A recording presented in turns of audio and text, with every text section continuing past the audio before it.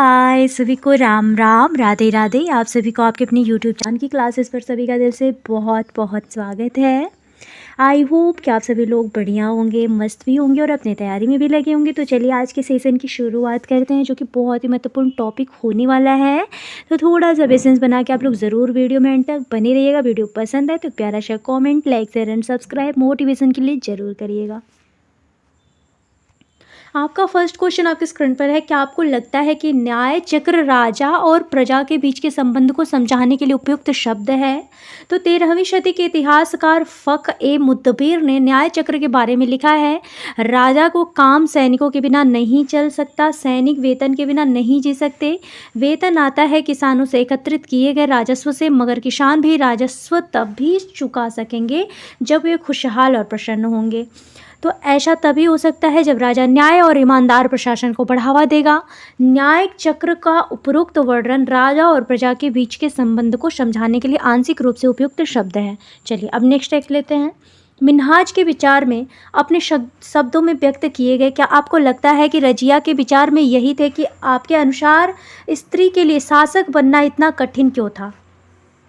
तो मिन्हाज सिराज का मानना था कि ईश्वर ने जो आदर्श समाज व्यवस्था बनाई है उसमें स्त्रियों को पुरुषों के अधीन होना चाहिए। ऐसी स्थिति में रानी का शासन इस व्यवस्था के विरुद्ध था। रजिया सुल्तान 1236 ईस्वी में से 1240 ईस्वी तक दिल्ली सल्तनत की शासिका थी। रजिया सुल्तान को महिला शासक होने के कारण काफ़ी विरोध का सामना करना पड़ा था, जबकि रजिया सुल्तान ने मर्दों की तरह शासन चलाया था।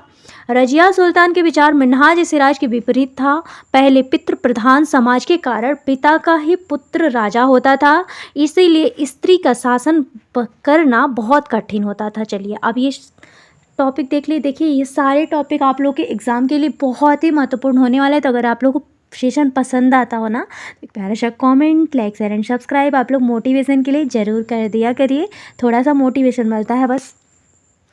क्या आपको लगता है कि क्या आपको गुलाम के बेटे से बढ़कर मानने का कोई कारण समझ में आता है? तो सल्तनत काल के आरंभिक शासक गुलाम वंश के थे। मोहम्मद गोरी के गुलाम कुतुबुद्दीन ऐबक दिल्ली के का शासक बना और कुतुबुद्दीन ऐबक का गुलाम इल्तुतमिश दिल्ली का शासक बना था। ये दोनों शासक काफ़ी योग्य और बुद्धिमान थे, इसीलिए बुद्धिमानों का कहना है कि योग्य और अनुभवी गुलाम बेटे से भी बढ़कर होता है। यह कथन बिल्कुल सही है, क्योंकि ये गुलाम अपनी योग्यता और बुद्धि से ही राजा या सुल्तान के दिल को जीत पाते थे, इसीलिए सुल्तान उन्हें बेटे से भी बढ़कर मानते थे।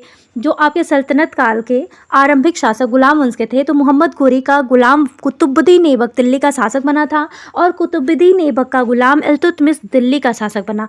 ये दोनों शासक काफ़ी योग्य और बुद्धिमान थे, इसीलिए बुद्धिमानों का कहना ये था कि योग्य और अनुभवी गुलाम बेटे से भी बढ़कर होते हैं। यह कथन बिल्कुल सही भी है, क्योंकि यह गुलाम अपनी योग्यता और बुद्धि से ही राजा या सुल्तान का दिल जीत पाते थे, इसीलिए सुल्तान उन्हें बेटे से भी बढ़कर मानता था।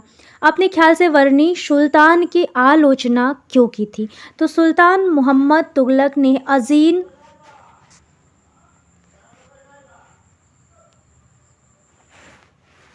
इस खुमार नामक कलाल शराब बनाने और बेचने वाला फिरोज हज्जाम नामक नाईमन का, तब्बाख नामक बावर्ची और लड्ढा नामक पीरा नामक मालियों को ऊंचे प्रशासनिक पदों पर बैठाया था। ये लोग सुल्तान को चापलूसी करके बड़े पद पाए थे। इनके अंदर बड़े पद पाने की योग्यता नहीं थी, इसीलिए इतिहासकार जियाउद्दीन बर्नी ने इन नियुक्तियों का उल्लेख सुल्तान के राजनैतिक विवेक के नाश और शासन करने की अक्षमता के उदाहरणों के रूप में किया है। चलिए नेक्स्ट देख लेते हैं। सरदारों की रक्षा व्यवस्था का वर्णन कीजिए। तो मोरक्को से 14वीं सदी में भारत आए यात्री आपके इब्न बतूता ने भारत के सरदारों की रक्षा व्यवस्था का वर्णन किया है। उसके अनुसार सरदार चट्टानी उबड़ खाबड़ पहाड़ियों इलाकों में किले बनाकर रहते थे, कभी कभी बांस के झुरमुटों में भी। ये दोनों स्थान काफ़ी दुर्गम होते थे। सरदार इन जंगलों में रहते थे, जो इनके लिए किले के प्राचीर का काम देते थे। इस दीवार के घेरे में ही उनके मवेशी और फसल रहते थे। अंदर ही पानी उपलब्ध रहता था, अर्थात वह एकत्रित हुआ वर्षा का जल, इसीलिए उन्हें प्रबल बलशाली सेनाओं के बिना हराया नहीं जा सकता था। चलिए नेक्स्ट देख लेते हैं। दिल्ली में पहले पहल किसने राजधानी स्थापित की थी? तो तोमर, राजपूत, चौहान राजाओं ने पहले पहल दिल्ली में राजधानी स्थापित की थी। दिल्ली के सुल्तानों के शासकों में प्रशासन की भाषा क्या थी? तो फारसी भाषा थी। किसने शासन के दौरान सल्तनत का सबसे अधिक विस्तार किसके शासनकाल के दौरान सल्तनत का सबसे अधिक विस्तार हुआ था? तो आपके मोहम्मद बिन तुगलक के समय में। इब्न बतूता किस देश से भारत आया था? तो मोरक्को से, अफ्रीका, मोरक्को से। न्याय चक्र के अनुसार सेनापतियों के लिए किसानों के हितों का ध्यान रखना क्यों जरूरी था? तो न्याय चक्र के अनुसार सेनापतियों के लिए किसानों के हितों का ध्यान रखना इसलिए जरूरी था क्योंकि किसानों से एकत्रित किए गए राजस्व से ही सैनिक को वेतन मिलता था, मगर किसान भी राजस्व तभी चुका सकते थे जब वे खुशहाल और प्रसन्न हो। ऐसा तभी हो सकता है जब राजा न्याय और ईमानदार प्रशासन को बढ़ावा देगा। नेक्स्ट है कि सल्तनत की भीतरी और बाहरी सीमा से आप क्या समझते हैं? तो भीतरी सीमा से अभिप्राय गैरिसन शहरों के पृष्ठभूमि से स्थित क्षेत्रों से गैरिसन शहरों की आवश्यकताओं की पूर्ति होती थी, और बाहरी सीमा गैरिसन शहरों के पृष्ठभूमि से सुदूरवर्ती क्षेत्रों को बाहरी सीमा कहा जाता था। चलिए नेक्स्ट है आपके स्क्रीन पर कि मुक्ति अपने अपने कर्तव्यों का पालन करे, यह सुनिश्चित करने के लिए कौन कौन से कदम उठाए गए थे? आपके विचार में सुल्तान के आदेश का उल्लंघन करना चाहने के पीछे उनके क्या कारण हो सकते थे? तो यहाँ पे आप लोग देख सकते हैं कि उनकी नियुक्ति वंश परंपरा के आधार पर नहीं की जाती थी। उन्हें कोई भी इक्ता क्षेत्र थोड़े समय के लिए दिया जाता था। मुक्ति लोगों का समय समय पर स्थानांतरण किया जाता था। मुक्ति लोगों द्वारा एकत्रित किए गए राजस्व की रकम का हिसाब लेने के लिए राज्य द्वारा लेखा अधिकारी नियुक्त किए जाते थे। और यहाँ पर आप लोग देख सकते हैं कि इस बात पर ध्यान रखा जाता था कि मुक्ति राज्य द्वारा निर्धारित कर ही वसूले और तय संख्या के अनुसार सैनिक रखेगा। दिल्ली सल्तनत पर मंगोल आक्रमणों पर क्या प्रभाव पड़ा था? तो दिल्ली सल्तनत पर मंगोल आक्रमणों का निम्न प्रभाव पड़ा। मंगोल आक्रमण मजबूर होकर अलाउद्दीन खिलजी और मोहम्मद बिन तुगलक को एक विशाल सेना खड़ी करनी पड़ी। अलाउद्दीन खिलजी ने सैनिकों को इक्ता के साथ स्थान पर नगद वेतन देना तय किया, और मोहम्मद बिन तुगलक ने दिल्ली के पुराने शहर के निवासियों को नई राजधानी दौलताबाद भेज दिया और उस इलाके में बड़ी सैनिक छावनी बना दी गई। अलाउद्दीन खिलजी ने जनता पर और अधिकार लगाए तो मोहम्मद बिन तुगलक ने तांबे के नए सिक्के चलवा दिए। चलिए अब नेक्स्ट देख लेते हैं।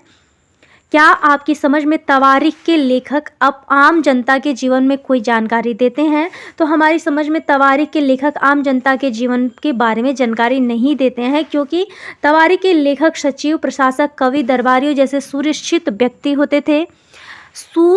व्यक्ति होते थे जो घटनाओं का वर्णन भी करते थे और शासकों को प्रशासन संबंधी सलाह भी देते थे। वे न्याय संगत शासन के महत्व पर बल देते थे। तवारीख के लेखक नगरों में रहते थे, गांव में शायद ही कभी रहते हों। वे अक्सर अपने इतिहास सुल्तानों के लिए उनसे ढेर सारे इनाम इकराम पाने की आशा में लिखा करते थे। अब नेक्स्ट देख लेते हैं। दिल्ली सल्तनत के इतिहास में रजिया सुल्तान अपने ढंग की एक ही थी। क्या आपको लगता है कि आज महिला नेताओं को ज़्यादा आसानी से स्वीकार किया जाता है? तो आज भी महिला नेताओं को ज़्यादा आसानी से स्वीकार नहीं किया जाता है। आज भी भारत में लोकसभा और विधानसभा में महिलाओं की संख्या 5% से कम है। ये अलग बात है कि सल्तनत काल की अपेक्षा वर्तमान में महिलाएं नेताओं को ज़्यादा आसानी से स्वीकार किया जाता है। चलिए अब नेक्स्ट देख लेते हैं कि दिल्ली के सुल्तान जंगलों को क्यों कटवा देना चाहते थे? क्या आज भी जंगल उन्हीं कारणों से काटे जा रहे हैं? तो गैरिसन शहरों के पृष्ठभूमि में स्थित भीतरी क्षेत्र के स्थिति को मजबूत करने के लिए गंगा यमुना के दोआब से जंगलों को साफ कर दिया गया और शिकारी संग्राहकों तथा चरवाहों को उनके पर्यावास से खदेड़ दिया गया। वह जमीन किसानों को दे दी गई और कृषि कार्य को प्रोत्साहन दिया गया। यहाँ पर आप लोग देख सकते हैं कि आज जंगल कई कारणों से काटा जा रहा है। कृषि भूमि को प्राप्त करना, व आवासों का निर्माण करने के लिए, परिवहन मार्गों एवं निर्माण एवं खनन कार्य के लिए, बड़े बांधों के निर्माण, वनों की कटाई, ये सारे रीजन हैं। पता लगाइए कि क्या आपके इलाके में दिल्ली के सुल्तानों द्वारा बनाई गई कोई इमारत है? क्या आपको इलाके में और भी कोई इमारत है जो 12वीं और 15वीं सदी के बीच बनाई गई हो? इनमें से कुछ इमारतों का वर्णन करिए और उनके रेखा चित्र बनाइए। तो यहाँ पे आप लोग देख सकते हैं कुतुब मीनार आपके कुतुबुद्दीन ऐबक। हौज खास दिल्ली अलाउद्दीन खिलजी। तो कुतुबुद्दीन ऐबक ने 1199 से 1208 ईस्वी निर्माण वर्ष उनका था। अलाउद्दीन खिलजी ने जो बनवाया था हौज खास दिल्ली, जो कि 1305 ईस्वी में। गयासुद्दीन तुगलक ने 1321 से 25 ईस्वी तक तुगलकाबाद का किला दिल्ली में बनवाया था। फिरोज शाह कोटला दिल्ली में फिरोज शाह तुगलक ने बनवाया था 1354 ईस्वी में। खिड़की मस्जिद दिल्ली आपके मोहम्मद बिन तुगलक 1326 ईस्वी में बनवाए थे। चलिए अब नेक्स्ट देख लेते हैं। आपके मुगल साम्राज्य। राजपूतों के साथ मुगलों की शादियों के कुछ उदाहरण दें तो जहांगीर की मां और अकबर की पत्नी कच्छवा की राजकुमारी थी। वह अंबर वर्तमान में जयपुर के राजपूत शासक की पुत्री थी। शाहजहां की मां और जहांगीर की पत्नी एक राठौड़ राजकुमारी थी। वह मारवाड़ जोधपुर के राजपूत शासक की पुत्री थी। नेक्स्ट है कि अकबर और औरंगजेब के शासनकाल के मनसबदारों की संख्या की तुलना करिए। तो आपके 5000 जात वाले अभिजातों का दर्जा आपके 10,000 जात वाले अभिजातों से ऊंचा था। अकबर के शासनकाल में 29 ऐसे मनसबदार थे जो 5000 जाति की पदवी के थे और औरंगजेब के शासनकाल तक ऐसे मनसबदारों की संख्या 79 हो गई थी। अब नेक्स्ट है कि अकबरनामा और आईने अकबरी के बारे में क्या है। तो यहाँ पे आप लोग देख सकते हैं जो अकबरनामा है, अकबर ने अपने करीबी मित्र और दरबारी अबुल फजल को आदेश दिया कि वह उसके शासनकाल का इतिहास लिखे। अबुल फजल ने इतिहास 3 जिल्दों में लिखा था। इसके शीर्षक है अकबरनामा। पहली जिल्द में अकबर के पूर्वज का बयान है और दूसरी अकबर के शासनकाल की घटनाओं का विवरण देता है। तीसरी जिल्द आईन अकबरी है। इसमें अकबर के प्रशासन के घराने, सेना, राजस्व, साम्राज्य के भूगोल का ब्यौरा मिलता है। इसमें समकालीन भारत के लोगों की परंपराओं और संस्कृति का वर्णन किया गया है। आईन अकबरी का सबसे रोचक आयाम है कि विविध प्रकार की चीज़ें, फसलों, पैदावार, कीमती मजदूरी और राजस्व का सांख्यिकी विवरण मिलता है। तो देखिए ये जितने भी टॉपिक आप लोग को दे रहे हैं ना, बहुत ही मतलब आप लोग के एग्जाम के लिए समझ लीजिए मोस्ट इम्पॉर्टेंट है। तो एक एक टॉपिक अगर आप लोग ध्यान से देखते चलते हैं ना तो आप लोग का कॉन्सेप्ट एकदम क्लियर हो जाएगा, श्योरली बोल रही हूँ। चलिए यहाँ ले सकते हैं कि मनसबदार, यहाँ पे आप लोग को जोड़ा बनाने के लिए दे रहा है। मनसबदार आपके क्या होते हैं तो पद होते हैं। क्या होते हैं? मनसबदार। मंगोल क्या होता है तो मंगोल आपके उज्बेक होते हैं। सिसोदिया राजपूत आपके मेवाड़ होते हैं। राठौर राजपूत क्या कहलाते हैं? आपके मारवाड़ कहलाते हैं। नूरजहां आपके क्या कहलाते हैं? जहांगीर। और सूबेदार आपके गवर्नर कहाँ है? गवर्नर कहलाते थे। चलिए अब नेक्स्ट देख लेते हैं थोड़ा सा। रिक्त स्थानों की पूर्ति करिए। यहाँ पे देख सकते हैं कि अकबर के सौतेले के अकबर के सौतेले भाई मिर्जा हाकिम के राज्य की राजधानी थी आपके, तो काबुल हो जाएगा। क्या हो जाएगा? काबुल। दक्कन की 5 सल्तनत बरार खाना देश अहमदनगर और आपके किसमें? गोलकुंडा और के बीजापुर। क्या हो जाएगा? गोलकुंडा और आपके बीजापुर। गोलकुंडा और बीजापुर।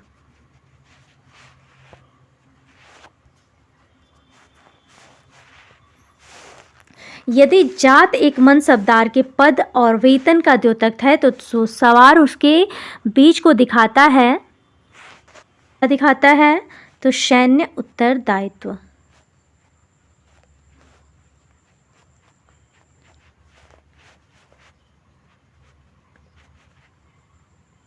चलिए नेक्स्ट देख लेते हैं क्या बोल रहे हैं। अकबर के दोस्त और सलाहकार अबुल फजल ने उसके उसकी सुलह एकुल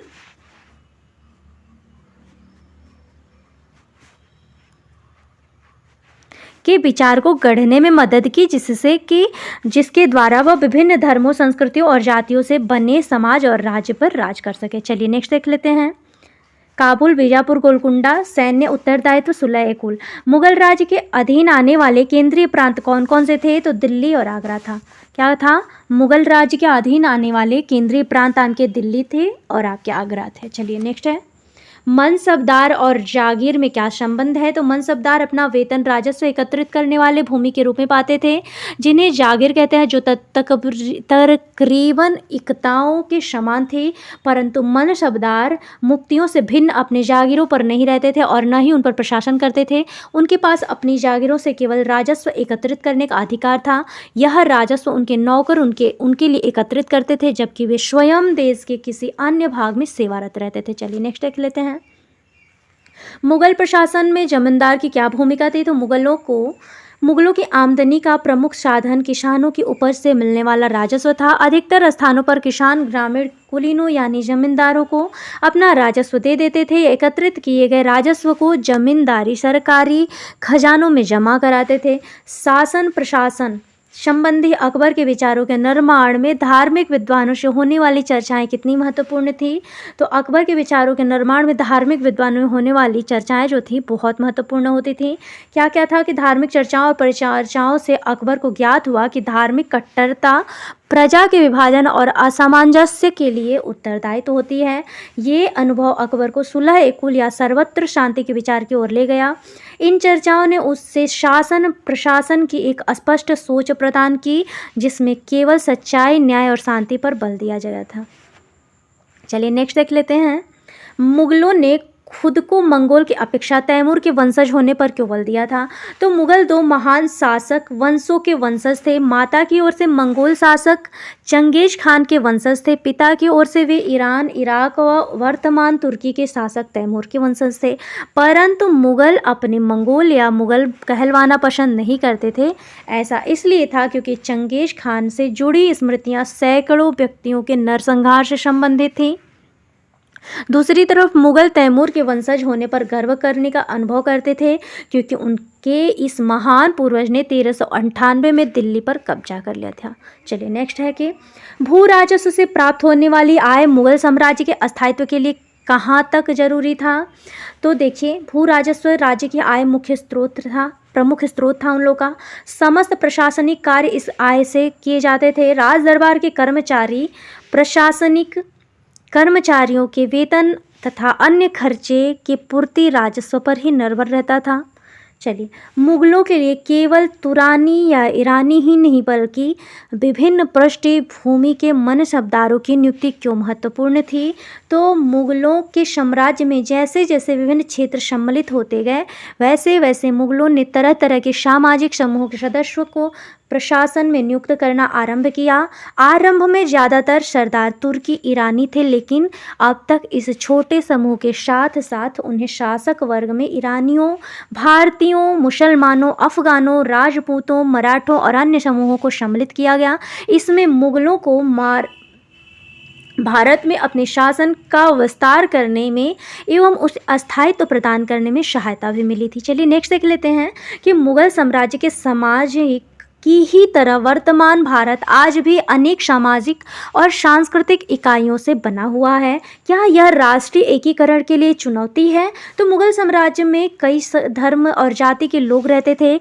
यह स्थिति वर्तमान भारत में भी बनी हुई है, फिर भी भारत में विविधता एकता कायम है।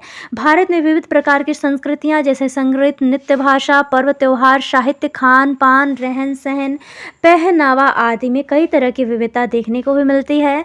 उसी तरह भारतीय समाज में अनेक धर्म, हिंदू, मुस्लिम, सिख, ईसाई, बौद्ध, जैन, पारसी आदि अनेक जाति, ब्राह्मण, क्षत्रिय, बनिया आदि के लोग रहते हैं। इसमें भारत की सामाजिक और राष्ट्रीय एकता में किसी तरह की चुनौती नहीं की गई है। चलिए नेक्स्ट देख लेते हैं कि मुगल साम्राज्य की अर्थव्यवस्था के लिए कृषक अनिवार्य थे। क्या आप सोचते हैं कि वे आज भी इतने महत्वपूर्ण हैं? क्या आज भारत में अमीर और गरीब के बीच में आय का फासला मुगलों के काल की अपेक्षा कहीं अधिक बढ़ गया है? तो मुगल साम्राज्य की अर्थव्यवस्था कृषि पर आधारित थी। वर्तमान अर्थव्यवस्था भी कृषि पर आधारित है, लेकिन राष्ट्रीय आय कृषि के योगदान धीरे धीरे घटता जा रहा है और दूसरे क्षेत्र में जैसे उद्योग हुआ, संचार, सूचना प्रौद्योगिकी, यातायात, व्यापार, पर्यटक एवं अन्य क्षेत्र का योगदान बढ़ता जा रहा है। वर्तमान में अमीर और गरीब के बीच अंतर मुगल साम्राज्य की तुलना में अधिक बढ़ गया है। मुगल काल में आपके 5.6% व्यक्ति कुल संसाधनों के मात्र और 61.5% का उपयोग करते थे, जबकि आज लगभग आपके 5% व्यक्ति देश के लगभग 90% संसाधनों का उपयोग कर रहे हैं। चलिए अब नेक्स्ट है, मुगल साम्राज्य के उपमहाद्वीप के विभिन्न क्षेत्रों पर प्रभाव पड़ा, पता लगाइए कि नगर, गांव अथवा क्षेत्र में आप कहाँ रहते हैं। तो चलिए यहाँ तक आज का सेशन था, जो कि बहुत ही महत्वपूर्ण था। तो आई होप कि आप सबको क्लास बढ़िया लगा हो। अगर बढ़िया लगे तो एक प्यारा सा comment, like, share and subscribe motivation के लिए आप लोग ज़रूर करिएगा। और अगर आप लोग को सच में क्लास पसंद आया ना, तो आप लोग को नेक्स्ट वीडियो ज़रूर प्रोवाइड कराएंगे। अगर आप लोग को सच में क्लास पसंद आए ना, तो एक प्यारा सा comment, like, share and subscribe motivation के लिए आप लोग ज़रूर करिएगा। आई होप कि आप सबको बढ़िया लगा होगा क्लास। तो सभी को मिलते हैं नेक्स्ट वीडियो में, तब तक के लिए सभी को मेरा राम राम, राधे राधे।